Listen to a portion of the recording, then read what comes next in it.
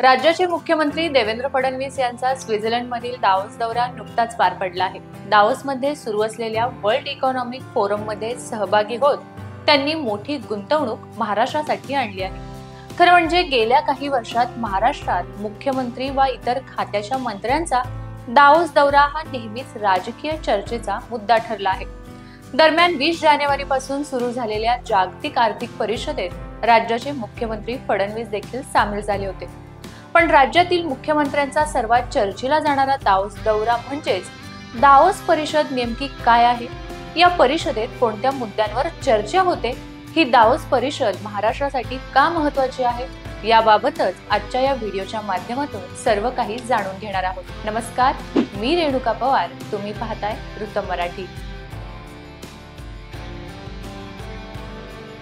जागतिक आर्थिक फोरम ही एक खासगी संस्था आहे। जर्मन प्राध्यापक क्लाउस श्वाब यांनी 1971 मध्ये या संस्थेची स्थापना केली होती। या परिषदेत जागतिक व्यवसाय, राजकारणी, शिक्षण, अर्थशास्त्र आणि इतर क्षेत्रातील दिग्गज व्यक्ती एकत्र येतात। या परिषदेचा साधारण हेतू हा विविध विषयात काम करणाऱ्या बऱ्याच व्यक्तींना एकत्र आणून एखाद्या प्रदेशाचा सर्वांगीण विकास करणे हा आहे।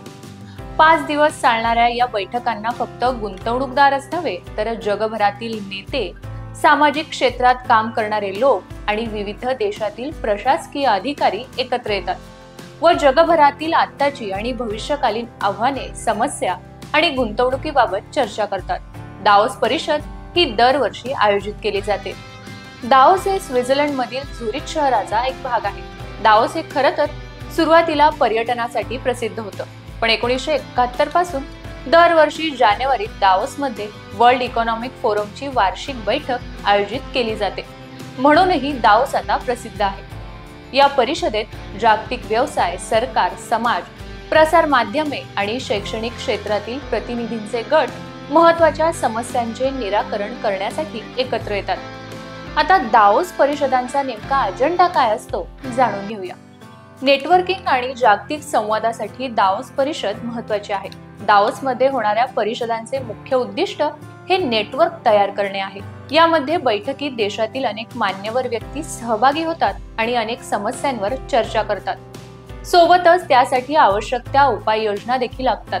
तसेच राजकारणी या बैठकीत यासाठी जातात की आपल्या राज्यासाठी व्यावसायिकांकडून मोठी गुंतवणूक आणता येईल आणि राज्याच्या विकासाला मदत होईल, आणि म्हणूनच महाराष्ट्रासाठी देखील हा दौरा महत्त्वाचा आहे। तसंच या बैठकीत तुम्हाला अनेक मान्यवर लोकांशी देखील बोलता येतं। यावर्षी तसं पाहायला गेलं तर दावोस परिषदेत जवळपास 3000 प्रतिनिधींनी हजेरी लावली होती। दरवर्षी या बैठकीला एवढ्याच प्रमाणात संख्या असते। अशा स्थितीत ही बैठक वर्षभरातील जागतिक निर्णयकर्त्यांची सर्वात मोठी सभा म्हणून ओळखली जाते। यावर्षी या परिषदेत भारताकडून आंध्र प्रदेश, तेलंगणा, कर्नाटक, केरळ, तामिळनाडू, महाराष्ट्र, पश्चिम बंगाल, उत्तर प्रदेश या 8 राज्यांचे वरिष्ठ अधिकारी आणि सरकारी प्रतिनिधी उपस्थित होते। जर आपण महाराष्ट्रापुरता विचार केला तर महाराष्ट्राने या परिषदेत 15.70 लाख कोटी रुपये गुंतवणुकीसाठी 1954 सामंजस्य करारावर स्वाक्षरी केली आहे। या गुंतवणुकीतून 15.95 लाख रोजगार निर्मिती होणार आहे।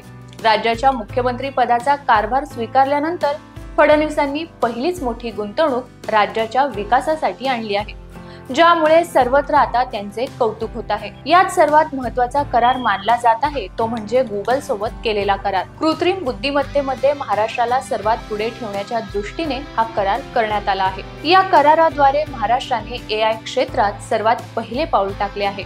आता या परिषदेत कोण कोण सहभागी होतं जाणून घेऊया। या परिषदेत जगभरातले महत्त्वाचे नेते मंडळी, संयुक्त राष्ट्रांसारख्या संघटनांचे प्रमुख, जगभरातील मोठमोठ्या कंपन्यांचे प्रतिनिधी, उद्योगपती, वेगवेगळ्या संस्थांचे अँबॅसेडर असलेले सेलिब्रिटीज, पॅनलिस्ट आणि तज्ज्ञ इत्यादी मान्यवर मंडळी या सभेत हजेरी लावतात। आता दावोस दौरा महाराष्ट्रासाठी का महत्त्वाचा जाणून घेऊया। देवेंद्र फडणवीस हे मुख्यमंत्री झाल्यावर त्यांचा हा पहिलाच दौरा आहे, त्यामुळे आता ते कशा प्रकारची गुंतवणूक भारतात आणतात यावर त्यांच्या व्यक्तिमत्वाचा कस लागणार आहे। तसेच गेल्या काही काळापासून महाराष्ट्रात घडलेलं राजकारण आणि अस्थिर सरकारांमुळे गुंतवणुकीवर परिणाम होऊन गुंतवणूक खूप कमी झाली होती। त्यामुळे राज्याचा आर्थिक विकास रोडावला होता, रोजगाराच्या संधी कमी झाल्या होत्या तसंच सकल राष्ट्रीय उत्पन्नाला राज्याचा वाटा देखील कमी झाला होता. तो वाढवण्यासाठी राज्यात औद्योगिकरण हे वाढलं पाहिजे. त्यासाठी हा दौरा प्रचंड महत्त्वाचा ठरणार आहे. मुख्यमंत्री देवेंद्र फडणवीस हे अर्थ विषयातील देखील जाणकार आहेत, ज्यामुळे त्यांच्या काळात येणारी गुंतवणूक महाराष्ट्राच्या भविष्यकालीन विकासासाठी प्रचंड गरजेची असणार आहे. त्यामुळे निश्चितच आज आलेल्या गुंतवणुकीवर राज्याची गेल्या काही काळापासून आर्थिक हानी भरून काढली जाईल यात शंका नाही. तसेच दावोसला गेलेल्या 6ही मुख्यमंत्र्यांच्या समूहात कोणता मुख्यमंत्री सर्वाधिक गुंतवणूक आपल्या राज्यात आणतो याची देखील स्पर्धा होती. त्यामुळे हा दौरा देवेंद्र फडणवीस यांच्यासाठी आणि महाराष्ट्रासाठी महत्त्वाचा होता. तर ही होती दावोस दौऱ्याची स्टोरी. या दावोस दौऱ्याबाबत काही प्रश्न असतील तर कमेंट करून आम्हाला नक्की विचारा आणि पाहत राहा वृत्तम मराठी.